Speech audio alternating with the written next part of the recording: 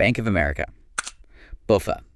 And the thing that just jumps out right away is this massive contradiction at its core. It really is. It's like two different companies in one skin. And that's what we want to unpack for you today, isn't it? Yeah. How does a bank start out in 1904, the Bank of Italy, specifically to help immigrants who couldn't get loans elsewhere, Fighting discrimination, and then become this absolute giant, one of the big four U.S. banks, huge assets, over $3 trillion, but also constantly dealing with these enormous government settlements, consumer complaints? It's just wow. That's the puzzle.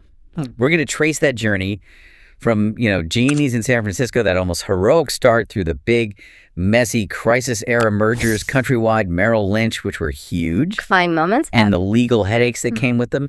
And then look at what it's like for customers today, because that seems really split. Our sources cover all of it. And the goal here isn't just a history lesson. It's about understanding the strategy, right? How did all that consolidation, decades of buying up other banks, lead to this immense power? And how can a company be both an innovator, the modern credit card, that was them, and also face these just staggering legal penalties, billions and billions of dollars? So let's start at the beginning. San Francisco, 1904, Amadeo, Pietro, Giannini. This isn't just opening a bank. It feels more like a statement. It absolutely was. Giannini's whole idea was social, really. Yeah. The Bank of Italy was set up specifically because Italian immigrants and, frankly, most working-class people and small businesses were getting shut out by the existing banks. The scene is too risky. Exactly. Too risky, not worth their time. Giannini, himself the son of Italian immigrants, saw this massive group of people who needed banking services and weren't getting them. He built the bank for them. Inclusion was the whole point. It's such a strong founding story. Feels very different from the BofA we think of today.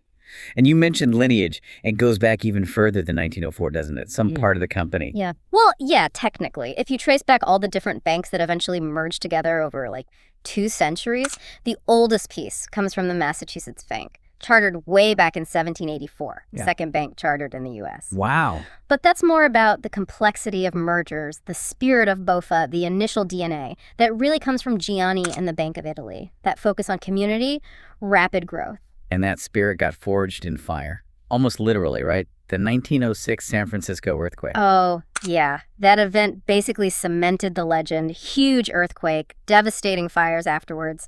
Giannini didn't wait around. The story goes he got a horse-drawn wagon, loaded up the bank's cash, gold, important papers, covered it all with fruit and vegetables from his family's produce business to hide it from looters, and took it out of the city to his home, supposedly hiding it in the fireplace ash bin for safety. That's incredible. Resourceful. Totally. And the key thing was, while other banks were shut down, waiting for their vaults to cool or just figuring things out, Giannini set up shop almost immediately. A plank over 2 barrels on the waterfront docks, apparently. And started lending again. Right away. Often just on a handshake, they say? Yeah. Lending to people who needed to rebuild. That built enormous trust and loyalty. And the bank just took off from there. Huge growth spurt. And he didn't stop there. He pushed for something pretty controversial at the time. Branch banking. Exactly. Most banking was unit banking, one bank, one location. California changed its laws in 1909 to allow statewide branches, and Giannini jumped on it. He realized that to serve ordinary people, you needed to be where they were. Lots of branches. Made sense. So he expanded aggressively across California. Eventually, he merged the Bank of Italy with another bank, the Bank of America, Los Angeles, in 1928. By 1929, the combined entity, soon renamed Bank of America National Trust and Savings Association, had something like 453 branches just in California. Huge footprint. Over $1 billion in assets back then. But their influence wasn't just about branches. They really changed how everyday people handle money. We have to talk about the credit card. Yeah, this is a massive one. 1958, they launched the Bank AmeriCard. Now, there were charge cards already, like Diners Club, but you had to pay the whole bill each month. Right. Bank AmeriCard was different. It was the first general-purpose card you could use at lots of places that offered revolving credit. That idea that you could carry a balance, pay it off over time, that was revolutionary for consumers. Total game changer. But it wasn't smooth sailing from the start, was it? I read they had some issues. Oh, big issues. The initial launch, they did this mass mailing of unsolicited activated cards in Fresno, California. A card drop, they called it. Sounds risky. It was. Fraud was rampant. Defaults were huge. They lost millions, something like almost $9 million just in that initial phase. It was a near disaster. But the core idea, revolving credit, was just too powerful. It caught on. And eventually spun off. Yep. Eventually became its own independent system, renamed Visa in 1977. So, yeah, BofA literally invented the modern credit card ecosystem. Amazing. And they were innovating on the back end too, right? Yeah. Dealing with just mountains of paper checks. Absolutely. Think about the post-war boom. Everyone's writing checks. Processing them manually was becoming impossible. So in the 1950s, BofA teams up with the Stanford Research Institute. They launched this project called ERMA, Electronic Recording Method of Accounting. Okay. The big breakthrough from ERMA was MICR, Magnetic Ink Character Recognition. That funny-looking font at the bottom of checks. That's the one. That magnetic ink allowed machines to read and sort checks automatically. It completely digitized check processing. BofA basically funded the R&D to solve their own operational nightmare. Oh. And the solution they came up with, MICR, was adopted as the industry standard in 1965. It underpinned the efficiency of the entire U.S. banking system for decades. Wow. So innovator in consumer finance, innovator in banking tech. And they were embedded in California culture too, weren't they? Yeah. Financing big projects. Oh, yeah.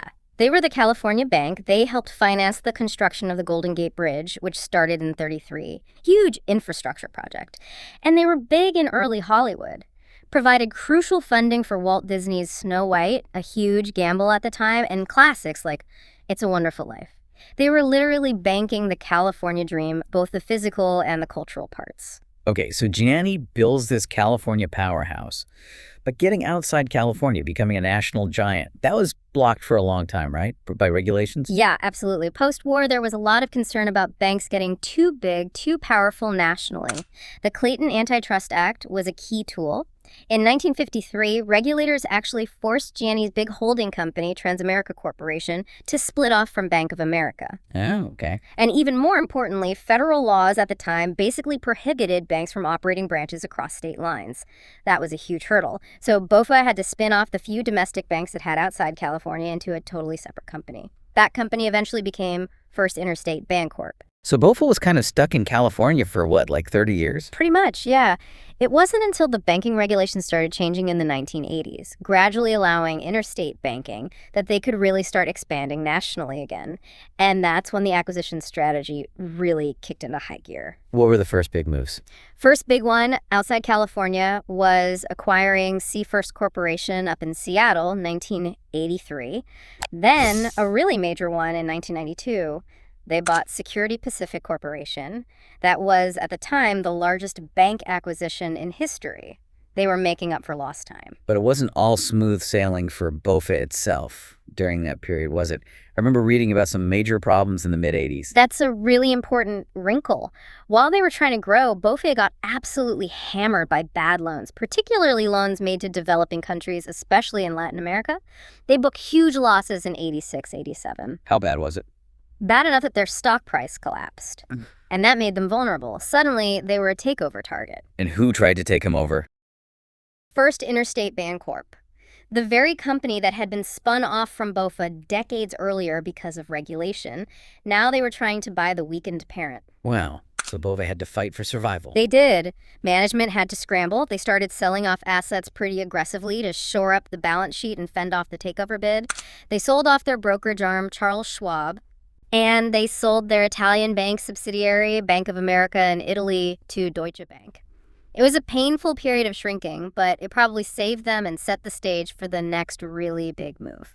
Which brings us to 1998, the NationsBank merger.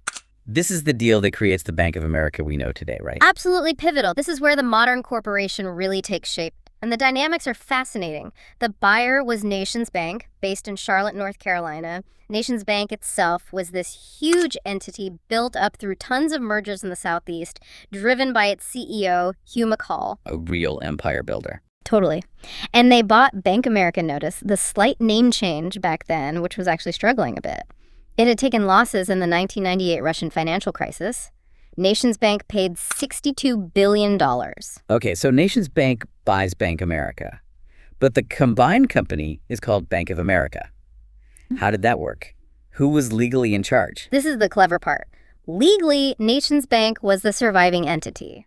But strategically, they decided to adopt the Bank of America name because it was much better known nationally and globally. Makes sense. But here's the really crucial bit for finance folks. Because NationsBank was the legal survivor, The merged company kept NationsBank's stock price history from before 1998. Why does that matter? It effectively wiped the slate clean from an investor perspective. It distanced the new BofA from the recent stock volatility and the Russian crisis losses that had hit the old Bank America stock. It presented a smoother, more stable history. Very shrewd. And the headquarters officially moved from San Francisco, where it all started, to Charlotte, North Carolina. NationsBank's home turf. That was a huge symbolic shift. It signaled the bank was moving away from its West Coast, maybe more consumer-focused roots, towards an East Coast, more corporate and investment banking focus. And that merger directly set up their investment banking ambitions, didn't it? Yes. NationsBank already had an investment banking arm, NationsBank Montgomery Securities. After the merger, they renamed it Bank of America Securities, or BAS. That was the foundation for building what eventually became a bulge bracket investment bank, one of the top global players, competing head-to-head with Goldman Sachs, Morgan Stanley, etc. So by the end of '98, you've got this new coast-to-coast giant.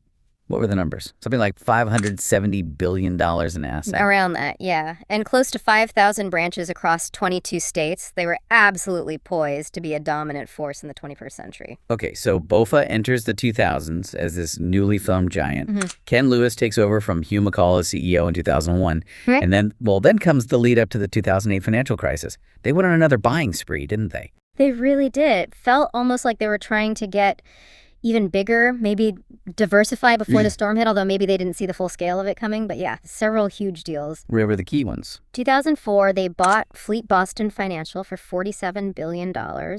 Big New England bank.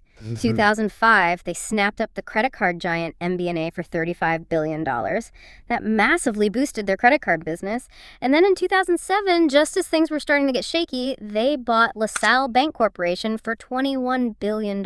So they were loading up on assets right before the crash. That must have made them incredibly exposed when the housing market turned. Hugely exposed. And then came the two acquisitions during the absolute peak of the crisis. These were the deals that really fundamentally shaped BofA's future and saddled them with enormous liabilities. First, Countrywide Financial, July 2008. Right. The mortgage giant. How much did they pay? Only $4.1 billion in stock, which sounds cheap, but Countrywide was collapsing. This deal instantly made BofA the biggest mortgage lender and servicer in the U.S., like 20-25% market share overnight. But Countrywide was already toxic, wasn't it? Our sources say the FBI was investigating them for fraud before BofA bought them. That's the absolutely stunning part. Yes, the FBI probe was public knowledge. Countrywide was infamous for pushing subprime loans, predatory practices. BofA knew they were buying a mountain of trouble. So why do it? Intense pressure, partly.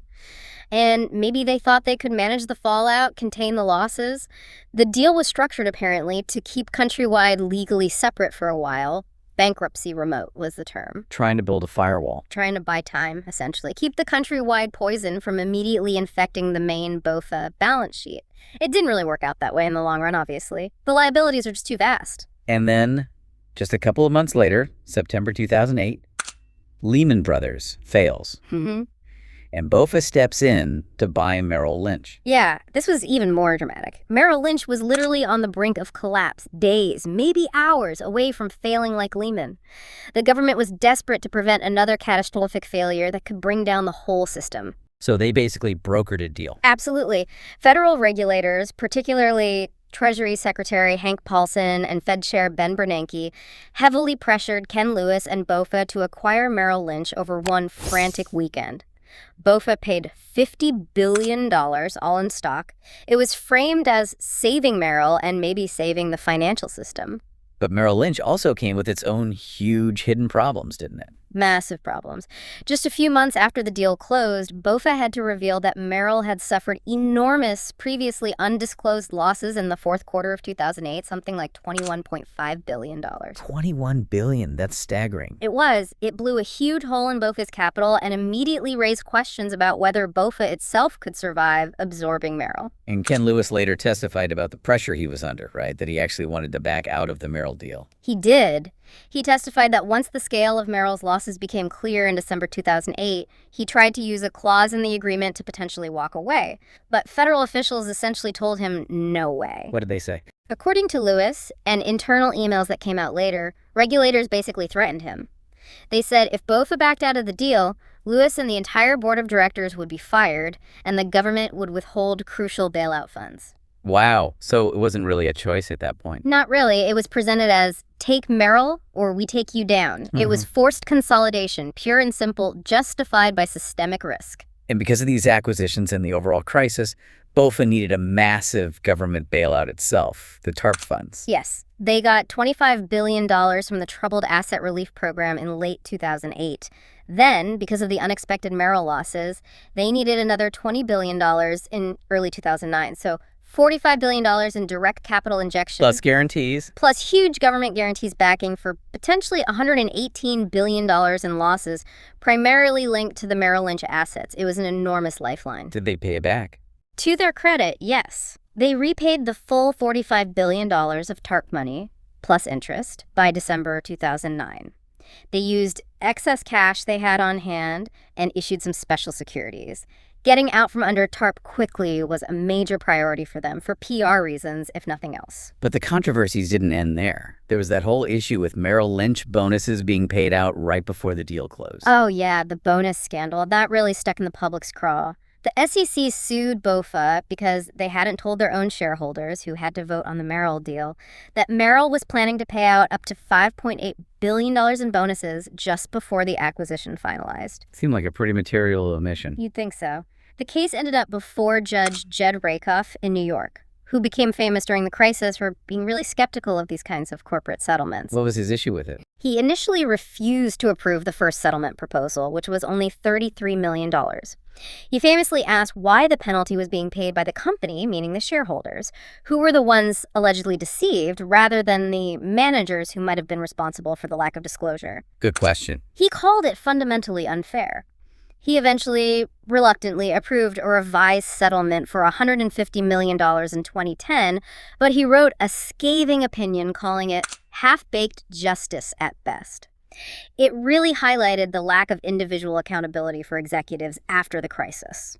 So BofA emerges from the crisis, battered but bigger than ever, thanks to Countrywide and Merrill. Yeah. How did they structure this behemoth going forward? They solidified around 5 main business segments, basically trying to cover every aspect of finance. You've got the huge consumer banking division, that's your checking accounts, savings, credit cards, mortgages, plus the Merrill Edge platform for online investing. Serves tens of millions of customers through thousands of branches and ATMs. Okay, that's the biggest chunk, right? By revenue in some years, yeah, or close to it. Then there's Global Wealth and Investment Management, or GWIM. That holds the traditional Merrill Lynch wealth management business and U.S. trust for very high net worth clients, managing trillions in client assets. Got it. Who else? Global banking. This is the investment banking side, advising companies on mergers, raising capital, corporate lending. That operates under the BofA Securities brand now. And global markets, which handles trading for big institutional clients, stocks, bonds, currencies, that kind of thing. The 5th segment is basically a catch-all for other assets and liabilities. So a truly universal bank. But after bulking up, the next phase seemed to be about cutting back, streamlining, Project New BAC. Exactly. From about 2011 to 2014, under CEO Brian Moynihan, who took over from Lewis, the focus shifted intensely to cost-cutting and simplifying the massive organization they'd become. It was brutal. Massive job cuts. Estimates are they shed something like 36,000 positions during that period. They were trying to wring out efficiencies after those huge, messy acquisitions. And they were shrinking their physical presence too, weren't they? Closing branches. Yeah, that was a huge part of it. They were embracing the digital shift. As more customers started banking on their phones and computers, BofA saw an opportunity to cut costs by reducing their expensive branch network. The number of branches dropped significantly, down to around 4,900 by 2014. While mobile banking users were soaring. Right. Mobile users went from maybe 16 million in 2014 to over 25 million just a few years later. It was a deliberate strategy. Fewer branches, more digital engagement, cheaper for the bank, and arguably more convenient for many customers, though not all. And during the same period, they also backed away from a major international investment, right, in China. Yes, the China Construction Bank stake. BofA had bought into CCB back in 2005, a pretty significant investment. But starting around 2011, they began selling off those shares, completing the full exit by 2013. Why did they do that? Probably a mix of factors. Needed capital back home due to crisis losses and new regulations, maybe saw better opportunities domestically, perhaps concerns about the Chinese market. Whatever the reason, it marked a clear retreat from that specific international venture, refocusing BofA primarily on the U.S. market. Okay, so after that period of kind of shrinking and refocusing, what came next? Did they start growing again? Yes, but in a different way. Starting around 2015, the strategy shifted towards organic expansion. Instead of buying huge banks, they started opening new retail branches, one by one, in major cities and regions where they previously had little or no presence. So planting the BofA flag in new territory. Exactly. And often directly challenging your main rivals. They made big pushes into Denver, Minneapolis, St. Paul, Indianapolis, and more recently, really significantly, they've moved into Pittsburgh, PNC Bank's home turf, and major Ohio cities like Cleveland, Columbus, and Cincinnati, which are strongholds for Chase and others. That sounds aggressive, taking the fight right to the competition's doorstep. It is, and apparently quite effective. The sources mention that in Columbus, Ohio, for example, they became the 5th largest bank by deposits within just 1 year of entering the market. They leveraged their national brand, their tech platform, maybe offer attractive deals to lure customers away. It shows they're still very much focused on growth and gaining market share, even organically. Interesting. And alongside this business strategy, BOF, like a lot of big corporations now, has taken some public stances on social issues, haven't they? They have 2 notable examples. In April 2018, they announced they would stop providing financing to manufacturers of certain military-style firearms, like the AR-15 rifle. They explicitly linked it to wanting to help reduce mass shootings. Okay, and the other one? Labor practices. They made a public commitment to raise their internal minimum wage significantly, reaching $20 an hour by 2021, and they've continued to increase it since then. These are moves partly about corporate responsibility, partly about public image, navigating the complex expectations placed on giant companies today. Right. Which brings us to the other side of that scale and power. Yeah. The seemingly endless stream of lawsuits, scandals, and controversies. The cost of being BofA seems immense, especially related to the crisis. Oh, the financial reckoning for the mortgage crisis activities, particularly those inherited from Countrywide and Merrill, was just unprecedented. The headline number is that massive settlement with the Department of Justice in 2014. What was the final figure again? $16.65 billion. That's billion with a B. It remains the largest civil settlement ever between the U.S. government and a single company. Just staggering. What exactly did that cover? What did the government say they did wrong? The core allegation was that BofA, Countrywide, and Merrill systematically packaged and sold toxic mortgage-backed securities to investors between 2004 and 2008, while knowing, or they should have known, that the underlying mortgages were junk. Lots of bad underwriting, inflated appraisals, loans doomed to fail, but they marketed these securities as safe investments. So misleading investors on a massive scale. That was the claim.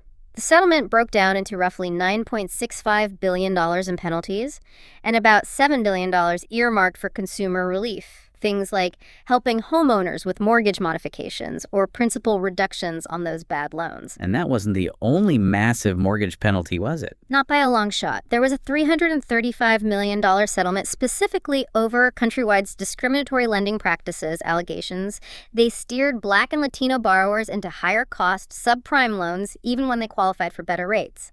And another huge one, $6.3 billion, paid to Fannie Mae and Freddie Mac to resolve claims about mortgage fraud and selling them defective loans. Some of those schemes even had internal nicknames like the Hustle. Hustle. Wow. Okay, so those are the legacy crisis issues. But BofA continues to run into trouble with regulators over how they treat customers today, especially around fees and billing. Yeah, the Consumer Financial Protection Bureau, the CFPB, has fined them repeatedly. In 2014, there was a big one, $727 million in relief ordered for illegal credit card practices. What kind of practices? Things like deceptively marketing add-on products like identity theft protection or credit monitoring that people didn't really understand or need, and even worse, billing about 1.9 million customers for some of those credit monitoring services that they weren't actually receiving. Just charging for nothing. Pretty much. And the problems have continued more recently. In 2022 and 2023, more CFPB actions.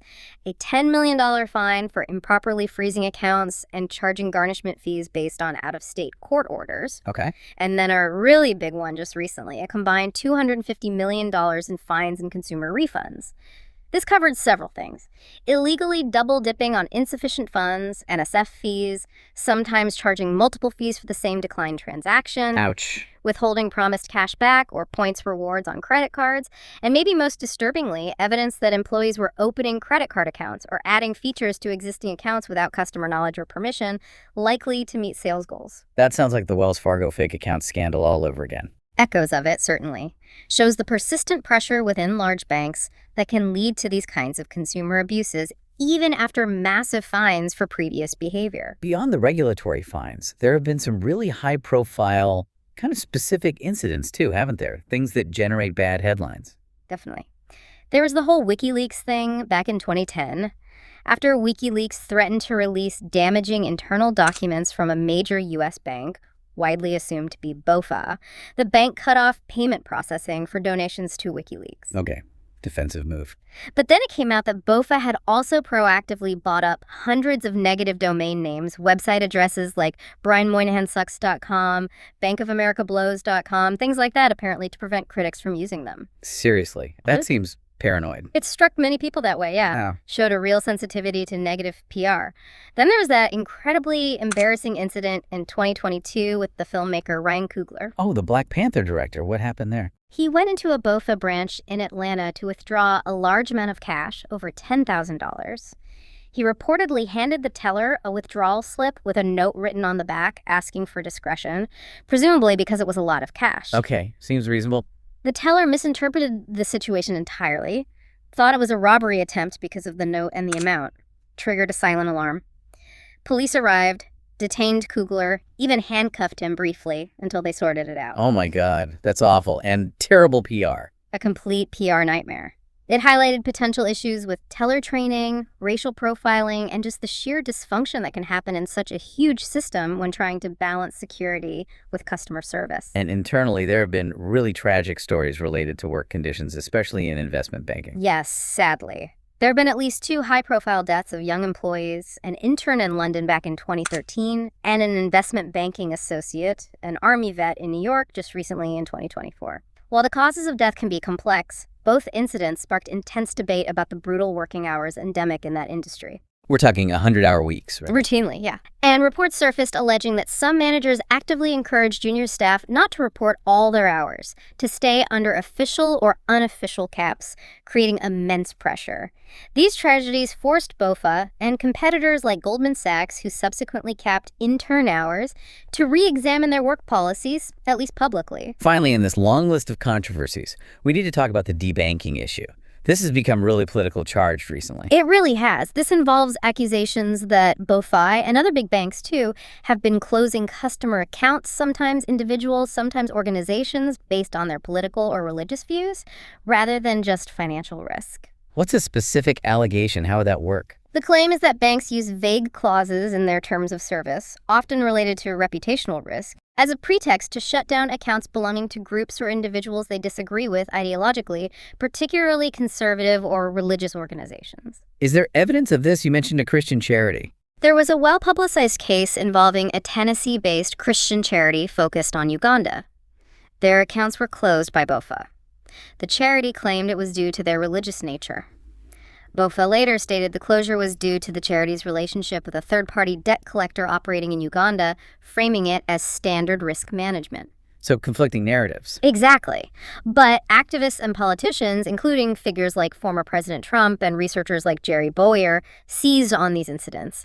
They argued it was part of a pattern of viewpoint discrimination by woke banks weaponizing their financial power. What was the core issue they were targeting in bank policies? They focused on language in codes of conduct or risk frameworks that allowed banks to consider religious or political views or affiliations when assessing risk. They argued this gave cover for discriminatory closures.